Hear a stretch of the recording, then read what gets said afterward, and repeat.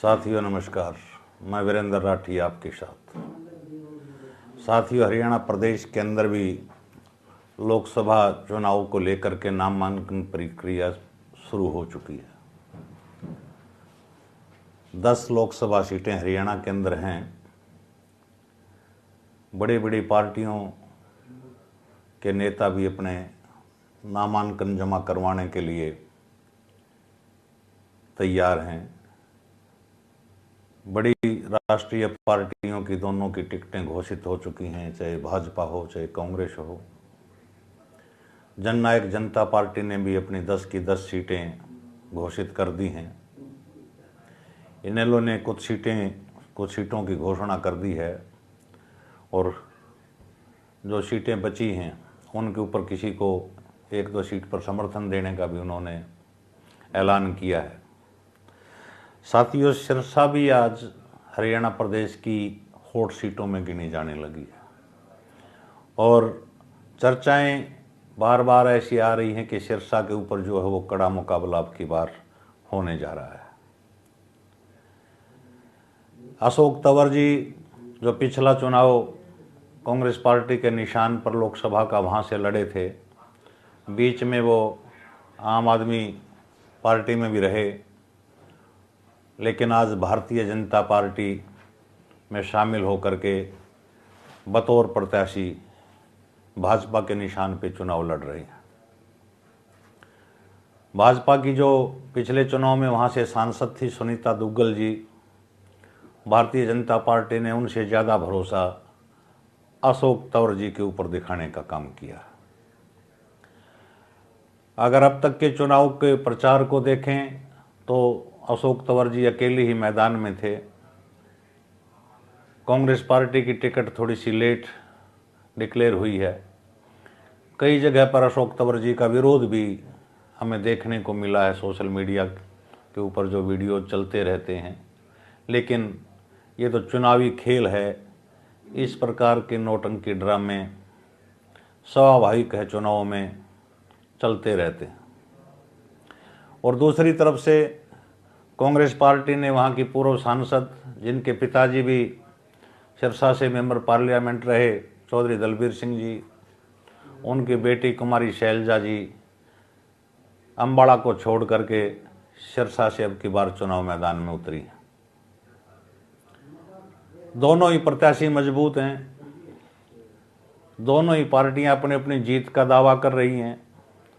भाजपा दावा कर रही है कि अशोक तंवर जी निश्चित रूप से चुनाव जीतेंगे और कांग्रेस पार्टी के नेता और कार्यकर्ता बार बार दावा कर रहे हैं कि कुमारी शैलजा जी अब की बार कांग्रेस पार्टी को वहाँ से जीत दिलाने में कामयाब हो पाएंगे। लेकिन इन चुनावी आंकड़ों के खेल में साथियों कुछ तस्वीर इस प्रकार की उभर करके आती है कि कहीं न कहीं हमें अशोक तंवर जी का भी चुनाव मजबूत स्थिति में दिखाई दे रहा है।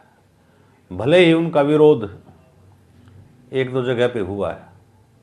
उनमें प्रमुख रूप से हम जिक्र करना चाहेंगे रानिया विधानसभा का। साथियों, रानिया विधानसभा से चौधरी रणजीत सिंह जी एमएलए थे और पिछला जब लोकसभा का चुनाव हुआ था तो चौधरी रणजीत सिंह कांग्रेस पार्टी के प्रत्याशी यानी कि अशोक तंवर जी का कांग्रेस का साथ दे रहे थे,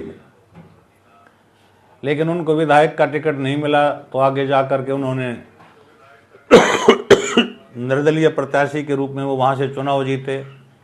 आज वो वहाँ से अपना इस्तीफा दे करके, जो उनका इस्तीफा कल मंजूर भी हो चुका है, भारतीय जनता पार्टी के निशान पे हिसार पार्लियामेंट से वो चुनाव लड़ रहे हैं।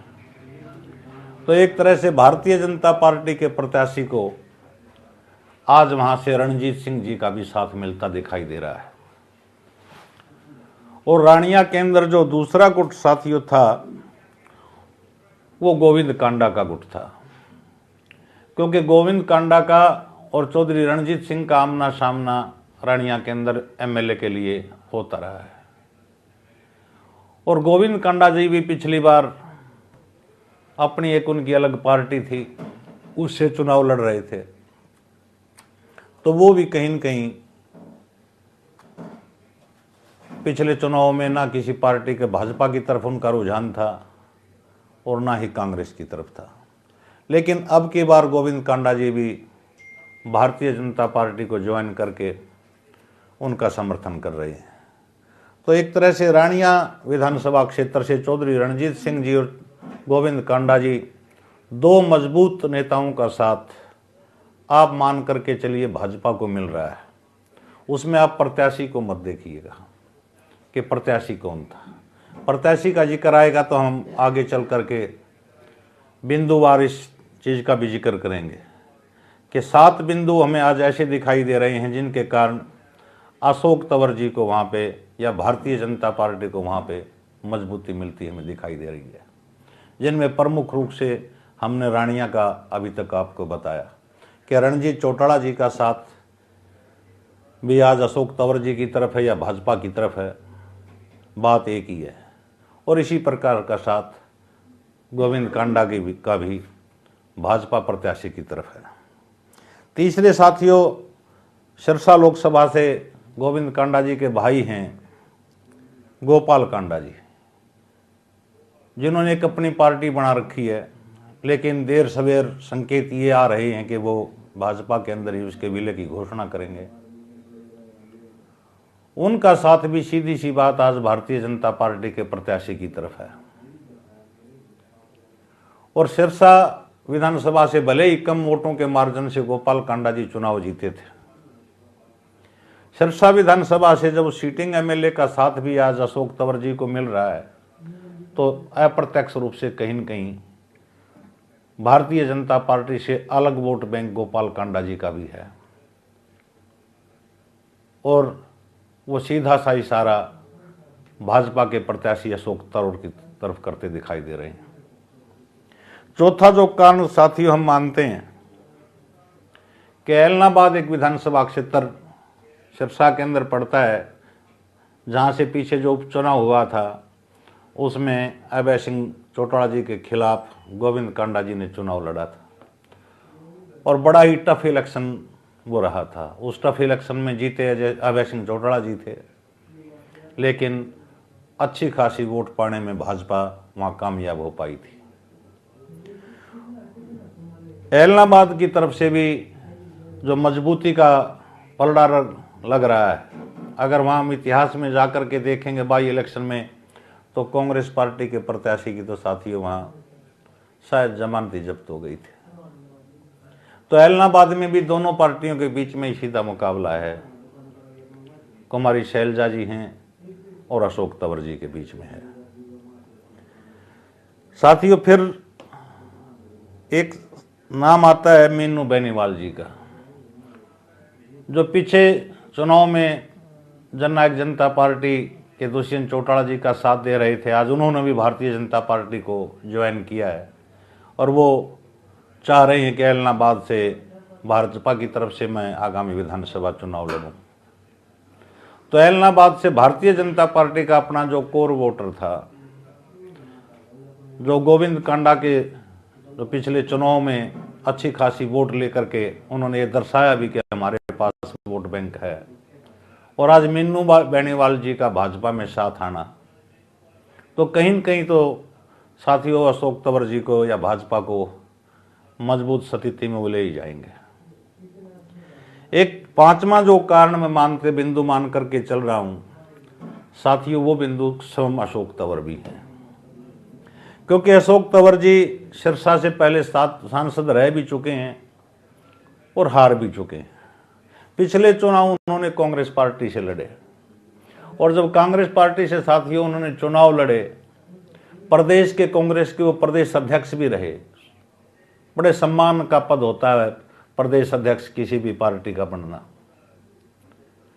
और उस स्थिति में जो हल्के सिरसा लोकसभा क्षेत्र के अंदर आते हैं कि उन्होंने अपना एक वोट बैंक भी बनाया होगा, पर्सनल रसूख भी बनाया होगा, तो 50-60 हज़ार वोट तो एक तरह से मेरा मानना है कि वो कांग्रेस पार्टी से ही लेकर के भाजपा में आए होंगे, जो उनके पर्सनल यार दोस्त थे, जो सर्कल था।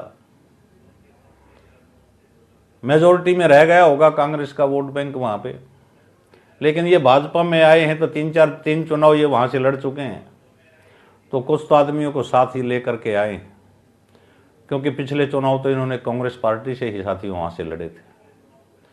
तो पांचवा बिंदु मैं अशोक तंवर जी का ये मानता हूँ, जो उनको मजबूत बनाता हुआ हमें दिखाई दे रहा है।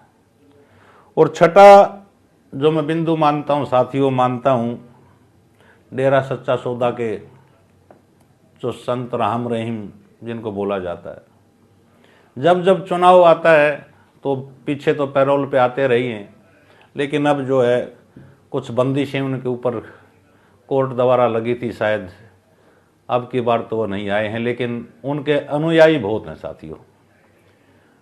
प्रमुख रूप से ये भी देखना होगा कि राम रहीम के अनुयायी जो हैं वो किसकी तरफ अपना रुझान दिखाते हैं। पीछे तो उनका इशारा भाजपा की तरफ एक दो चुनावों में तो रहा है। अगर वो इशारा कांग्रेस पार्टी की तरफ करते हैं, कुमारी शैलजा की तरफ इशारा अपने लोगों को कहते हैं, तो चुनाव में और रोचकता आएगी। अगर कहीं वो इशारा फिर से भाजपा की तरफ करते हैं तो कहीं न कहीं अशोक तंवर जी को और मजबूती भी इससे मिल सकती है।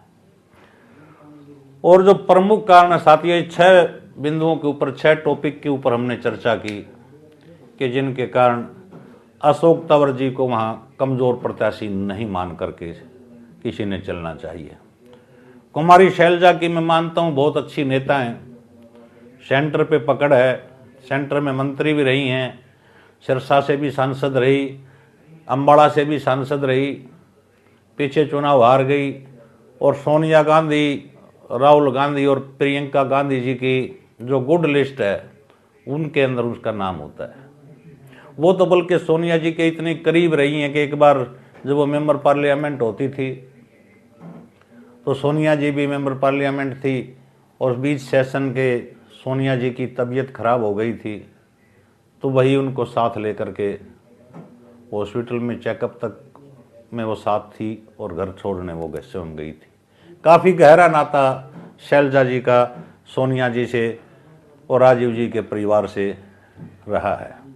और प्रदेश की नहीं, कांग्रेस पार्टी की जो राष्ट्रीय नेतृत्व है, उन नेताओं में साथियों शैलजा जी की गिनती होती रही है, और बड़ा चेहरा हैं भी। लेकिन कहीं न कहीं प्रदेश की राजनीति जिस हिसाब से आज चली है, जो टिकटें आई हैं, सर्वविदित है कि इन टिकटों के अंदर ज़्यादा दबदबा किसका रहा। कुमारी शैलजा जी तो चाहती थी कि भिवानी की टिकट भी श्रुति चौधरी को मिले, नहीं दिलवा पाई। और आज जिस प्रकार का बयान हमने अखबारों की सुर्खियां जो आज बयान रहा कि हुड्डा साहब हर जगह कांग्रेस पार्टी के प्रत्याशियों का नॉमिनेशन फाइल करवाने के लिए जाएंगे, लेकिन सिरसा नहीं जा पाएंगे। किसी एक पुराने राजनेता ने तो हमारे को आज यहाँ तक बताया कि शैलजा जी ने हुड्डा साहब को निमंत्रण ही नहीं दिया, ना उदय भान जी को ये कहा कि आप मेरा नॉमिनेशन में आइए। तो इसको विश्वास कहें या आत्मविश्वास कहें कि खुद के ऊपर इनका ये भरोसा हो सकता है कि मैं इनके बिना भी चुनाव जीत जाऊंगी। लेकिन है तो पार्टी की अधिकृत प्रत्याशी, और हुड्डा साहब भी कांग्रेस पार्टी के बड़े नेता हैं, उदय भान जी कांग्रेस पार्टी के प्रदेश अध्यक्ष हैं। ये दोनों तो चाहेंगे कि चुनाव प्रचार में 1-2 दिन का जो समय मिले कि उनके प्रचार में जाया जाए, लेकिन अपनी तरफ से हरी झंडी शैलजा जी देती हैं या नहीं देती हैं, वो एक अलग बात है। तो कुमारी शैलजा जी भी एक मजबूत प्रत्याशी के तौर पर जनता की डिमांड पर वो वहां से प्रत्याशी बनी है। अम्बाड़ा छोड़ करके वो सिरसा के अंदर गई हैं, और जनता के अंदर एक सीधा सा संदेश ये था कि अगर सिरसा से कुमारी शैलजा चुनाव मैदान में आती हैं तो टक्कर बड़ी जोरदार हो सकती है, और ऐसा चुनाव हमें बनता हुआ दिखाई भी दे रहा है। लेकिन जो हमने 5-7 पॉइंट बताए, उसके आधार पर हम ये कह सकते हैं कि अशोक तंवर जी को भी वहाँ कमज़ोर मान करके ना चला जाए। बहुत से पॉइंट ऐसे हैं जो हमने 6-7 पॉइंटों के ऊपर जो चर्चा की है, उसमें अशोक तंवर जी भी कड़ी टक्कर देने के लिए आतुर हैं। 25 तारीख को मतदान होना है। देखो, जनता जिसको चाहेगी, आशीर्वाद देगी, वो प्रत्याशी चुनाव जीत करके आएगा। लेकिन जो पार्टियों के कार्यकर्ता हैं, वोटर हैं, उनसे एक अनुरोध हमारा जरूर है कि चाहे को किसी की पार्टी का वोटर हो, सपोर्टर हो, कि एक तो अपना मतदान करने वो अवश्य पोलिंग बूथ के ऊपर जाएं, और दूसरा जिस प्रकार के जो हमें चीज़ें वहाँ ठीक लगी, जो जिसका मजबूत पक्ष था हमने मजबूत बताने का काम किया, जिसका थोड़ा सा कमज़ोर पक्ष था हमने कमज़ोर बताने का काम किया। तो इन बातों को आप राजनीतिक चश्मा उतार करके ये जरूर सोचें कि हमने जो तथ्य बताए हैं कि उनमें दम है या नहीं है। अगर ये वीडियो, ये विचार आपको साथियों हमारे अच्छे लगते हैं और पसंद आते हैं, तो आप हमारे इस चैनल को भी सब्सक्राइब करें और इस वीडियो को लाइक भी करें और शेयर भी करें। बहुत जल्द ही किसी और लोकसभा क्षेत्र के ऊपर हम अपनी वीडियो लेकर के आएंगे। तब तक के लिए